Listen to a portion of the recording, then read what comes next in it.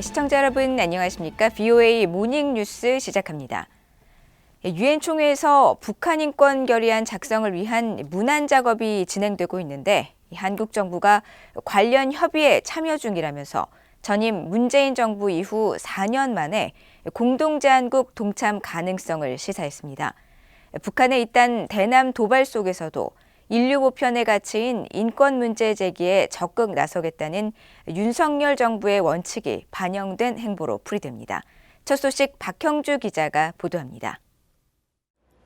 한국 외교부의 임수석 대변인은 20일 정례 브리핑에서 한국이 현재 유엔 총회에서 진행 중인 북한 인권 결의안 문안 협의 과정에 적극 참여하고 있다고 밝혔습니다. 그러면서 인권은 인류의 보편적 가치고 한국 정부가 가치 외교로서 인류 평화, 자유, 번영 등 글로벌 보편적인 원칙을 추구하는 기조에 따라 공동 제안국 참여도 검토하고 있다고 밝혔습니다. 우리 정부는 유엔 총회에서 현재 논의되고 있는 북한 인권 결의안 협의에 적극 동참하고 있고 공동 제안국으로 참여하는 방안도 긍정적으로 검토 중에 있습니다. 최종적인 입장은 결의안 문안 등 제반 요소를 고려해서 결정할 예정입니다. 북한 인권 결의안은 매년 유럽연합 EU가 만든 초안을 주요국이 회람한 뒤 문안을 협의하며 유엔 총회 산하 제3위원회를 거쳐 연말에 유엔 총회에서 채택하는 단계를 거칩니다. 한국은 2008년부터 2018년까지 북한 인권 결의안 공동 제안국으로 참여해왔지만 문재인 전임 정부 시절인 2019년부터 지난해까지는 불참했습니다. 문재인 정부는 북한과의 직접 협상을 선호하면서 북한 인권 문제를 회피했고 오히려 인권 문제를 거론할수록 문제 해결을 더 어렵게 만든다는 인식까지 있었다는 평가가 나옵니다. 북한 인권 문제 자체를 제기하는 것이 북한과의 협상이나 대화 과정에서 걸림돌로 작용할 수 있었기 때문에 문재인 정권은 공식적으로 이 북한 인권 문제를 국제사회에 제기하지 않았고 오히려 북한 인권 문제를 거론하면 할수록 북한 인권 개선에 도움이 되지 않는다라는 인식이었습니다. 이 때문에 지난 2019년 말 일부 한국과 국제인권단체들은 북한의 불법 행위를 눈감아준 것이라는 잘못된 메시지를 줄 수 있다며 문재인 당시 대통령에게 서한을 보내기도 했습니다. 북한 인권 결의안은 법적 구속력이 없지만 국제사회가 북한 인권 개선을 위해 한 목소리를 낸다는 점에서 의미가 있으며 북한은 자신들에 대한 인권 문제 제기가 최고 존엄과 체제를 흔들려는 의도라며 민감하게 반응해왔습니다. 북한이 최근 9.19 군사합의를 위반하며 포격 도발을 연이어 일으키면서 한반도 긴장을 끌어올리고 있는 가운데 한국 정부의 북한 인권 결의안 공동 참여국 제안을 핑계 삼아 북한이 도발 강도를 높일 수 있다는 전망도 나옵니다. 인권 문제 때문에 이번에 미사일 사격한다라고 이제 밝히고 쏘는 건 아니지만 사실상 적절한 수준에서 넘어갈 수 있는 문제도 그 선을 넘겨서 더 과잉 대응하게 만드는 그런 요소들이 어느 정도 깔려 있는 거죠. 한편 김성 유엔 주재 북한 대사는 19일 유엔 총회 제3위원회 회의에서 국제사회에서 인권에 대한 문제 제기는 인권과는 아무런 상관이 없고 정치적 목적을 달성하기 위해 제기된다고 주장하면서 유엔 북한 인권 결의안 상정에 앞서 반발 태도를 드러냈습니다. VOA 뉴스 박형주입니다. 미국 국무부는 연이은 북한 포사격에 심각한 우려를 나타내고 한국과 일본에 악영향을 줄 수 있다고 지적했습니다. 전술핵의 한반도 재배치 문제와 관련해 미국의 확장 억제 공약을 강조했습니다. 조은정 기자입니다. 미국 국무부의 베단트 파텔 수석 부대변인은 정례 브리핑에서 북한이 잇따라 포사격을 벌이면서 9.19 남북 군사 합의를 계속 위반하고 있는 데 대한 질문을 받았습니다. 파텔 수석 부대변인은 심각한 우려 사안이라면서 동맹인 한국과 일본에 악영향을 미칠 수 있다고 지적했습니다. The shelling that we've seen over the course of this week is of serious concern. It is further destabilizing towards the region and has the potential for adverse impacts on our allies and partners, especially Japan and the Republic of Korea, with whom we continue to remain closely engaged on this. 파텔 수석 부대변인은 이어 북한의 포사격 의도에 대해서는 언급하지 않겠다면서 북한과의 외교에 열려 있다는 기존 입장을 다시 강조했습니다. 전술핵 무기의 한반도 재배치와 관련한 질문에는 미국의 확장 억제 공약을 강조했습니다. But I think you saw President Biden over the course of this administration affirm U.S. extended deterrence and the commitment to the ROK, using the full range of U.S. defense capabilities, including nuclear, conventional, and missile defense capabilities. 앞서 북한은 동시다발적인 포사격을 벌인 지 나흘 만인 지난 18일 밤과 19일 오후에 동해와 서해 완충구역으로 350여 발의 포사격을 벌였다고 한국 합참이 밝혔습니다. 합참은 북한의 포사격에 대해 9.19 군사합의 위반이며 즉각 도발을 중단하라는 내용의 경고통신을 실시했다고 밝혔습니다. 이런 가운데 미국과 한국이 오는 31일부터 다음 달 4일까지 공중연합훈련을 벌입니다. 주한미군 제7공군은 이번 훈련에는 일본 이와쿠니 미군 기지에 주둔하는 F-35B를 포함해 약 100대의 미국 항공기가 참가한다고 밝혔습니다. 그러면서 이번 비질런트 스톰 훈련은 미한 공군의 동맹 강화를 위해 고안된 연례적이고 지속적인 훈련 일정의 일부라고 설명했습니다.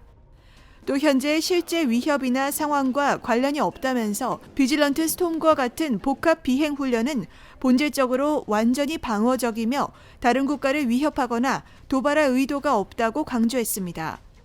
북한이 탄도미사일 발사와 포사격 등 무력 도발을 이어가고 미국의 11월 중간 선거 전에 7차 핵실험에 나설 수 있다는 우려 속에 진행되는 이번 훈련에는 한국군에서 F-35A, F-15K, KF-16 등 140여 대가, 미군에서는 F-35B, F-16 등 100여 대가 참가합니다. VOA 뉴스 조은정입니다.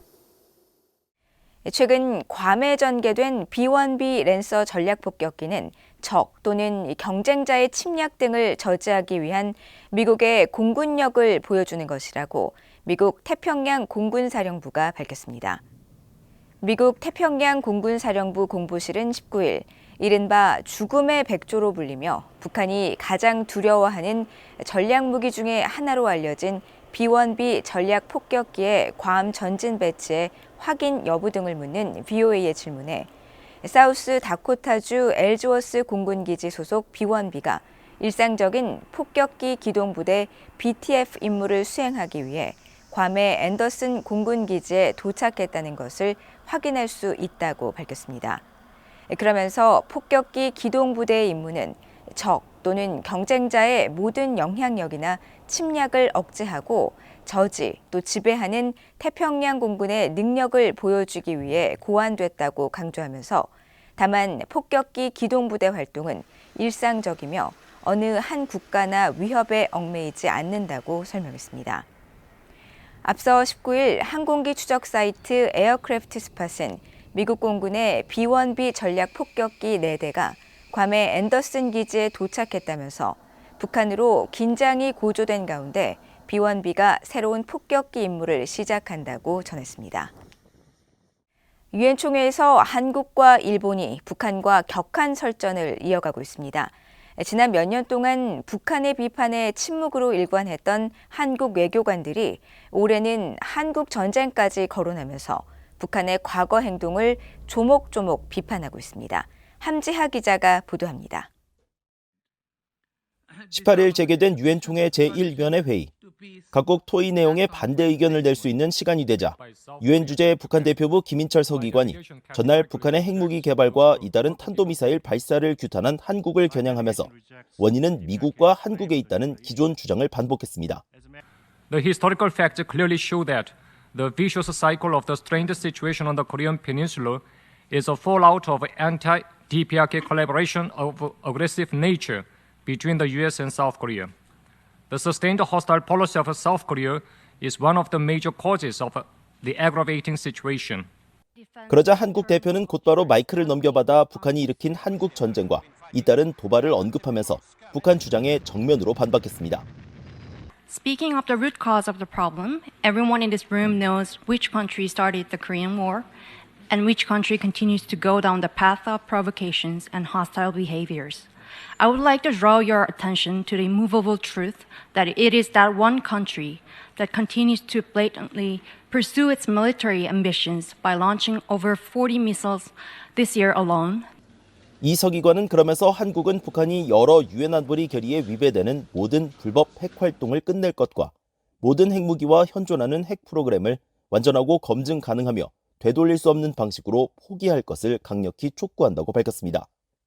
일본과 북한의 공방도 벌어졌습니다. 북한 대표가 일본이 전쟁 가능 국가로 탈바꿈하기 위해 노력하고 있다면서 장거리 타격과 미사일 요격 역량 획득을 시도하고 미국과의 핵무기 공유를 논의하고 있다고 주장하자 일본 대표는 일본은 다른 나라의 위협이 되는 군사 강국이 되지 않는다는 방위 지향 정책을 고수하고 있으며 비핵 3원칙에 따라 핵무기 보유를 허용하지 않고 있고 핵 공유를 논의할 의사도 없다고 반박했습니다. 지난 17일에도 한국 측은 북한 측 주장에 반박하면서 30년 동안 북한이 약속을 이행하지 않은 사례를 하나하나 나열하며 반박했습니다. The nuclear issue surfaced in the early 1990s, right after the joint statement on the denuclearization on the Korean Peninsula between the ROK and DPRK. However, the DPRK avoided the IAEA inspection and demanded a suspension of the joint military exercise for inspection, which we did. 지난해까진 북한과 일본 대표 또는 북한과 유럽연합 국가 대표들 간의 설전이 줄을 이뤘었는데 올해는 새 정부가 출범한 한국이 북한의 불법 핵무기 개발과 무력 도발에 대해 적극 비판하며 시정을 촉구하고 있습니다. VOA 뉴스 함자입니다. 마크 밀리 미국 합참의장과 한국의 합참의장이 워싱턴에서 만나 한국에 대한 미국의 방어 공약과 지속적인 확장 억제 공약을 재확인했다고 미국 합동참모본부가 밝혔습니다.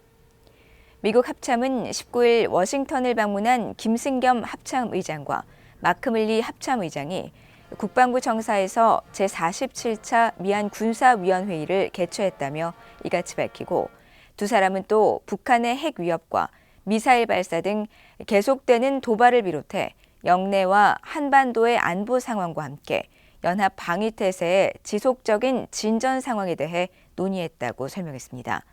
이와 함께 미한 합참의장은 한반도 비핵화 달성을 위한 계속된 노력과 더불어 한반도의 평화와 번영을 보장하기 위한 안보 방위 협력의 중요성과 자유롭고 개방된 인도태평양 유지의 중요성에 대해 공유했다고 미국 합참은 밝혔습니다. 20일에는 일본의 합참의장도 참여하는 미한일 3국 합참의장 회의가 워싱턴에서 개최됩니다. 북한이 최근 탄도미사일과 포사격을 이어가는 가운데 한국 육군이 이에 대응하기 위해 장사정포 요격체계 2 확보 방침을 밝혔습니다. 한국 육군본부는 20일 국회 국정감사에 제출한 업무보고 자료를 통해 북한 장사정포 요격체계와 복합다층의 미사일 방어체계를 구축하겠다며 이 같은 계획을 공개했습니다. 또 한국형 미사일 방어와 대량 응징 보복 등 한국형 3축 체계 가운데 킬체인의 핵심 전력인 전술 지대지 유도무기2의 개발 기간을 오는 2034년에서 2030년 이내로 앞당기겠다고 밝혔습니다. 한국 육군이 새로 확보하려는 장사정포 요격체계2는 북한의 저탄도 공력비행 신형 미사일 등을 요격할 수 있는 체계로 북한이 최근 도발을 감행하고 있는 북한판 이스칸데르 KN-23과 북한판 에이테킴스 KN-24 미사일이 풀업과 활강, 상승의 변칙 기동이 특징인 만큼 이를 요격하기 위한 새로운 체계를 확보하겠다는 것이라고 한국 언론들이 전했습니다. 이상으로 VOA 모닝뉴스를 모두 마칩니다. 시청해주신 여러분 고맙습니다.